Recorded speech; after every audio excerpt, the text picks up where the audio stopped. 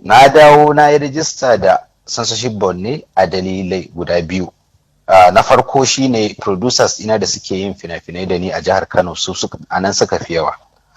Sannan kuma yarana da nake tare da su da waɗanda nake mu'amala da su da suke abokai da kamfani duka suna samun matsaloli wajen ba a kiransu ayyuka a dalilin waɗannan abubuwa da ban yi ba. Wasu ma sun yi rijista amma duk da haka ba samun aiki saboda suna tare da ni.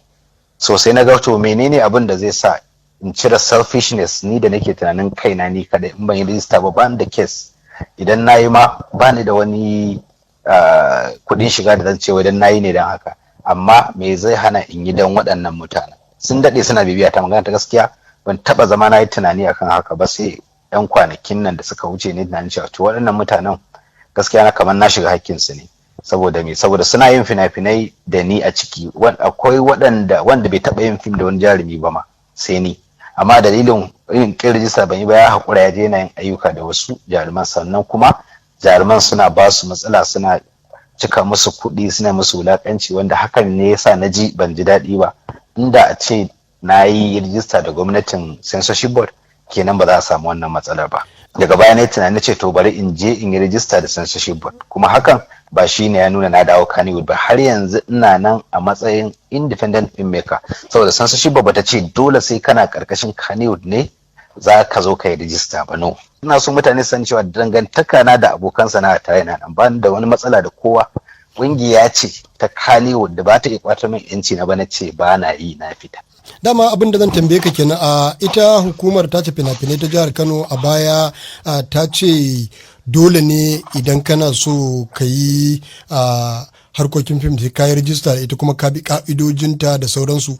Da haka yanzu a shirye kake ka bi dukkan sharuɗa da ka'idojin da ita hukumar ta ce fina-finai ta jihar Kano za ta ginda maka kenan? To ai dama ka'idojin da ta yin gindaya yana kan kowane mawaki da kowane dan fim da ya riga ya rijista. Nawa ba zai bambanta da na kowa ba. Duk da dai wasu lokutan dokokin da yake kai na bai kan kowane jarumi. Tunda ina kamar yadda aka yi kwanaki na haska fim din Rahama Sadau, kaga ai wannan Rahama kanta ma ba ta da rijistan, amma ta kira masoyinta su zo su kalla fim, ta yi tallan fim ɗinta kuma an zo an kalla. Amma ni zuwa zan yi bani da alaka da fim din, actor ne kawai ni, ita friend ita ce zan zo in dan yi mata ba ta gudunmawa ne na kiran jama'a, na kira jama'a zo su kalla, aka dakatar da ni.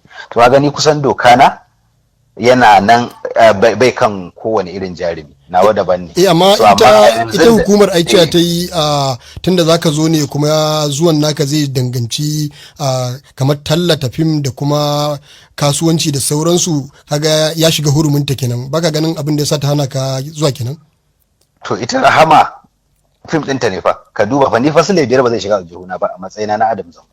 Amma dama menene ya hana ka yi rijista tun tuni sai yanzu?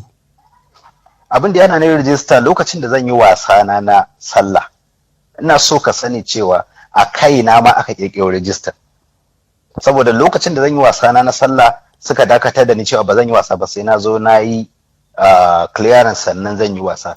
Bayan a wannan lokacin na san yan wasa artist da yawa sun yi wasanni a jihar Kano ba tare da sun yi clearance ba. Amma kana so ka ce yanzu misali tun da aka kafa hukuma ba a yi taɓa rijista ba sai a kanka za a fara rijista, Adamu? Tun da aka kafa hukumar censorship board, individual artist ɗaiɗai ba wanda ya taba zuwa ya rijista a censorship board. Sai a wannan lokacin da na samu problem da su akan sai na yi clearance, na ce babu artist ɗin da ya nima ba zan je in yi ba, suka ce to ba zan yi wasa ba, na ce to na haƙura. Mutanen da ke cikin masana'antar Kannywood ɗin, shugabanninmu da waɗanda ake tare sun riga sun san irin gudunmawar da na bayar.